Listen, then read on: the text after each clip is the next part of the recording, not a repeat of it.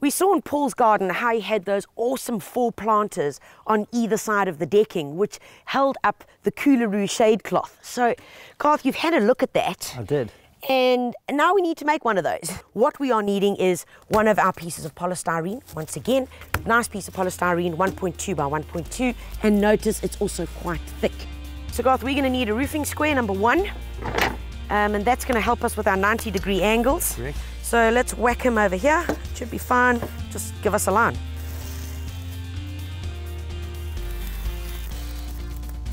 Cool. This is where we start measuring it. Okay. What did you say this is going to be, Garth? 500. 500. Okay, let's mark them off there for me, please. Excellent. And going up? 800. 850. 850. That's the one. Okay. Let's go over here. So we can make sure we've got the right distance. Okay, we're good to go. We've done all the measurements. So first up, let's take a Stanley knife and we are going to make a little incision. Garth, and you've got your faithful jigsaw. Yep. And away you go.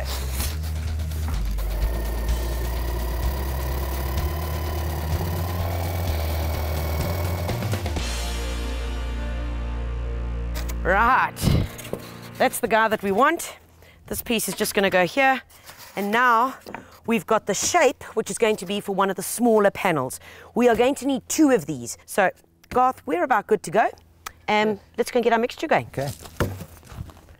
Right, folks, for our panels that we're going to be making, we're going to be using a pretty standard concrete formula, which is going to be 2 sand, all right, 1 stone and 1 cement. Now, when we're talking about those volumes and those ratios, it's pretty simple. If we're using a bucket, that will be 1 of your ratio. Right, let's go, Garth.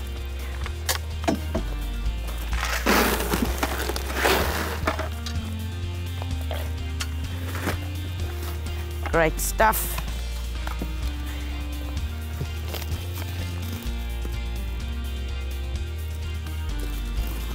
Okay, hit it.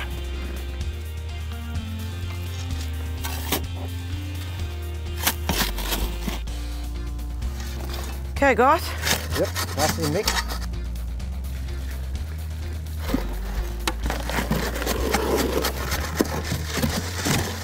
Lovely, Garth. Very good, Tanya. Oh, this is nice. Lovely mix. Take a look at it. Nice and runny, folks, because we're going to be needing to fill that entire cavity that we've created. And of course, we still need to be able to make the little holes in the others, which is the bigger panel. So let's get back to our table. Cool. Okay, great, Garth. We've got a flat base over here. It's got a few holes in it, but that's just going to give it a bit of extra Much character. better, yeah. So let's go for it. Lovely stuff. Oh.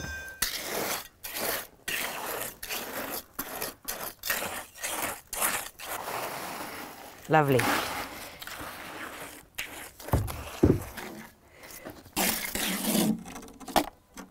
Remember, folks, work it into the corners using your round trowel rather than a pointed trowel, and that just gets rid of any of the air pockets. All right, we've smoothed it off nicely, and now we can literally finish off. Now, finishing off, you can either leave it with a rough look like this, because it all depends on what kind of finish you're wanting on the planter.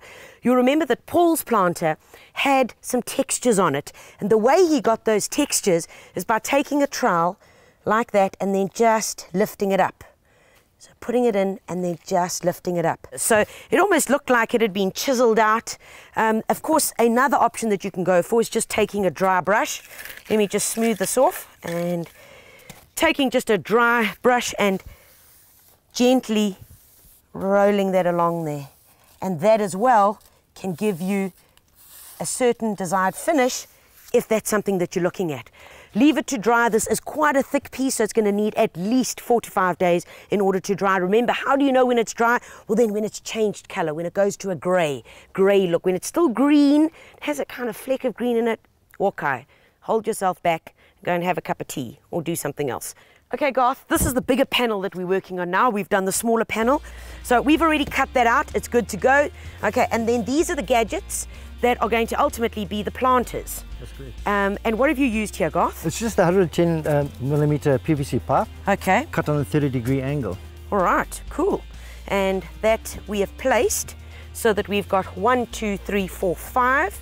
We've got 5 of the holes which will ultimately end up being our cool planters. And the one thing that we do need to make sure of is that we make sure that they're not right up close. Do not put them here. That's even not good enough, because remember, the one panel needs to fit in here. Same mixture that we've used before. Exactly the same. And we go. And when you are doing this, folks, just always hold this one down until you just get a bit of your concrete around it, just to hold it in place as a starting point.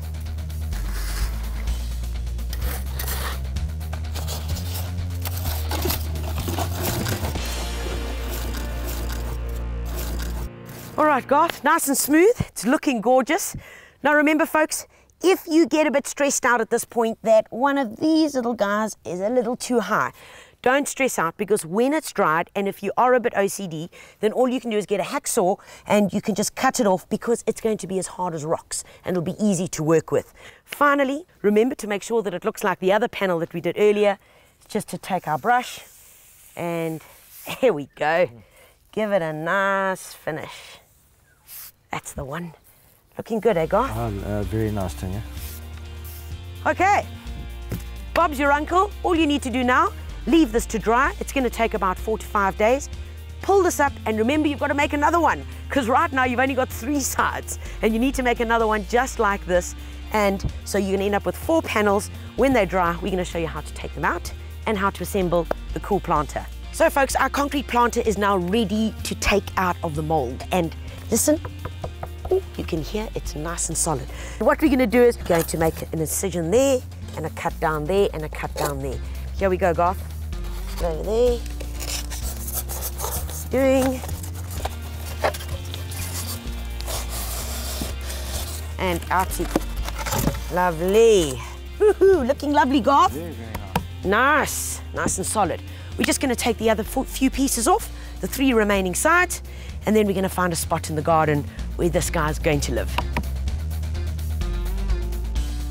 Folks, so we've put our planter together in the space where we want it exactly in the garden. So pretty simple, one side over here which has got the holes, the other side at the back, and then your 2 smaller edges, making sure that they're nice and snug to finish it off and just give that kind of blingy look that we want. We've bought some aluminium strips, aluminium kind of angle iron that you can get at your local hardware store, and that fits nicely on the lip so as to cover where your join is. So in other words, where your smaller part joins, we've just put that together. But right now, let's plant it up. First of all, what we've got to do is, because we've got these holes at the bottom here, we're going to fill in just with a bit of potting soil. Good handful or 2 of bone meal in there to nourish the soil. Okay, then level it out. And when it's level, you'll see the soil level is level with our first hole. This is when you start planting. So now we've got to choose some plants to put in here. And I've got quite a nice selection, a little smorgasbord of bits and pieces. This is a campanula. By nature, it's a trailing plant, so it's going to be just fantastic here. The thing is, you've got 2 options here. One, you could just put it in with the pot like that, all right? And it will be fine. It will live okay. But you know what? A plant in a little container like this is not going to get enough moisture. You're going to battle to water it, and your longevity out of it is really not going to be worth it. So personally, I would really honestly take the plant out, and you're just going to pop it into the hole here. There we go. Pop it in there, and then I'm going to do the bottom one. Now for this one, I'm going to use a grass because I want a bit of a mixture. Don't waste any of the soil. Take it out here, loosen it up. Take the little guy again, and we're going to pop it in through here. Once we plant it up this side, I'm going to do the same on the reverse, and then we're going to fill up with soil up to the next level. Same procedures before. We've got the soil up to this level. Now we know that these guys are planted. They've got soil all around them.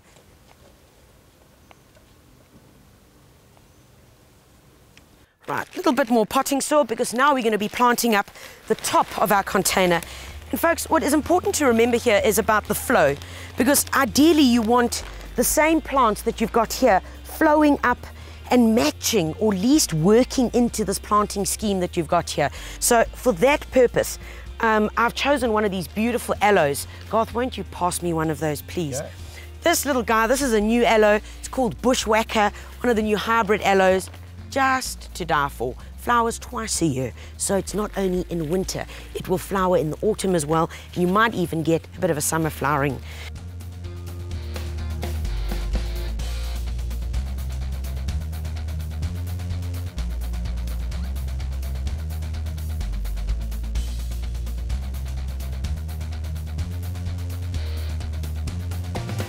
There we go.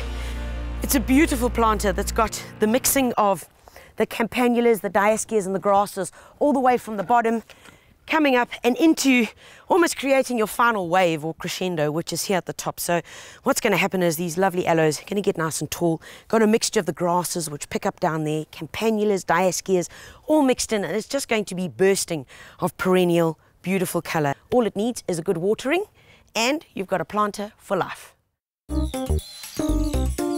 We had an interesting question from one of our viewers, and the question was, should I be planting indigenous or exotic plants?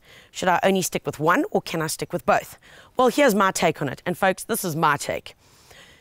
Generally, if you're wanting to improve your garden and your ornamental garden, because that's what it's about, and gardening is about what happens here, what's important for you, and really what you enjoy. So if you want indigenous plants and they appeal to you, by all means plant them. Can they be mixed with exotics? Of course they can. And if you're wanting to attract birds and any kind of small animals into your garden, a combination of them is also fine.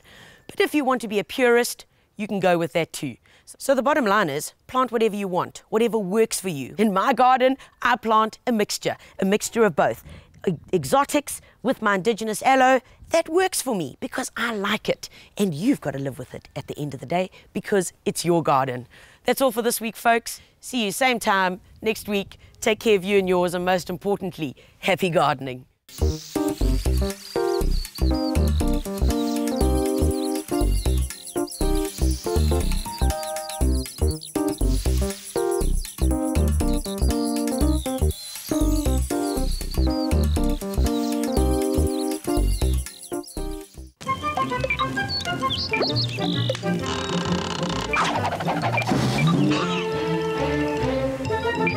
Make 15% more concrete from every bag. The Gardener is brought to you by PPC.